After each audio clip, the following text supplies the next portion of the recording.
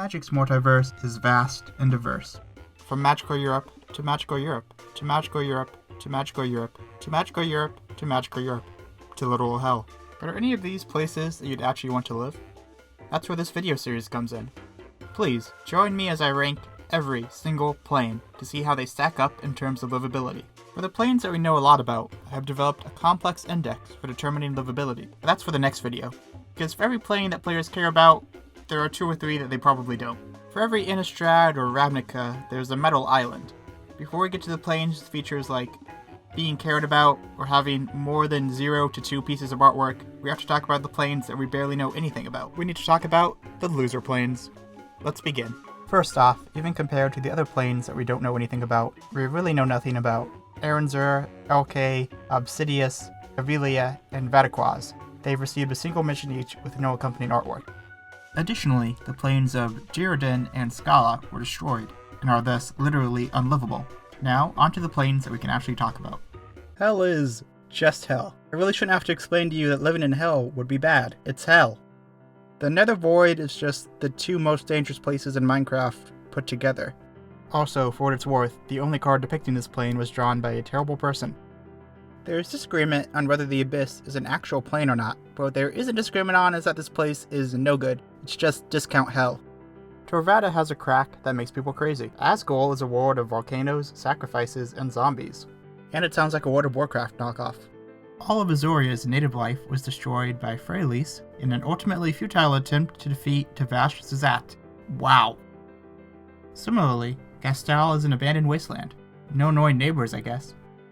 Yr's only known features are storms, angry giants, and frequent planeswalker assaults. Given that planeswalkers are already known to meddle everywhere in the multiverse, this plane must be especially bad. Vala is another plane full of unending storms and angry warriors, but it doesn't appear to have giants that could poke your eyes out, so I guess it's slightly better.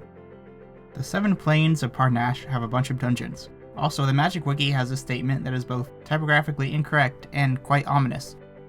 All we know about Alkaba is it has capital punishment. Also, by my count, it's one of the more recent of 7 magic planes inspired by the Middle East, but it's somehow the most stereotypical.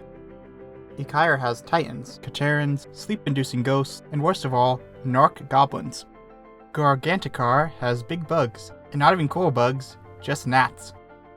KOLBAHAN looks like Kylam if everything was floating over an abyss, and as someone who always falls off the platform in Super Smash Bros., I cannot live here. Pridhi is a plane composed mostly of a single island. To me, this implies that the plane only has blue magic, which sounds miserable.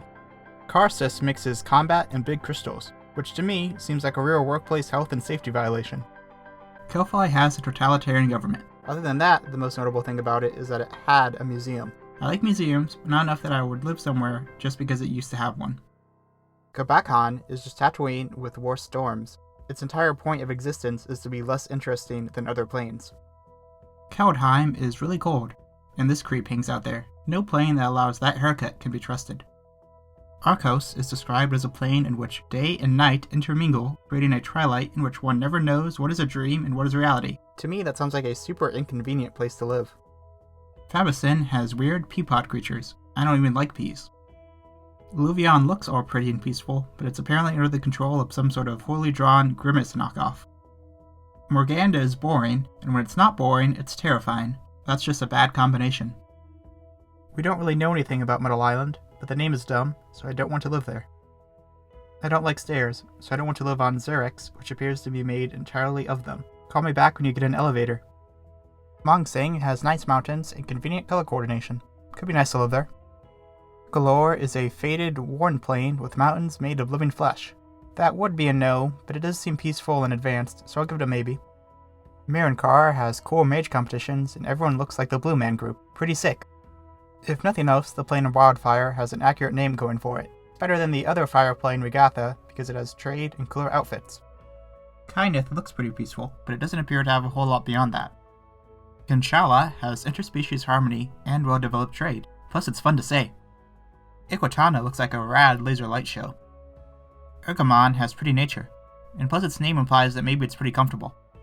BELENON has pretty nature and technological advancement. Tausia is not a plane that we've ever visited through the cards, but there's actually quite a lot of information on it. One thing that the plane has going for it is that planeswalkers, who are notorious troublemakers, don't hang out there. Unfortunately, the plane's majors took it upon themselves to damage Antalcia themselves, but at least the plane has libraries. Segovia has entertainment, but if I wanted to live somewhere that tiny, I could just stay at my student apartment. Pyrulia has all the salad you could eat, and it smells nice. A millennial's paradise. And you can surf on leaves.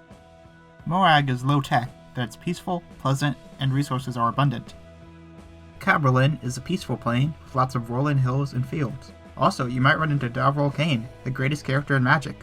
Of all the Multiverse's lamest planes, this is the one that I would most want to call home.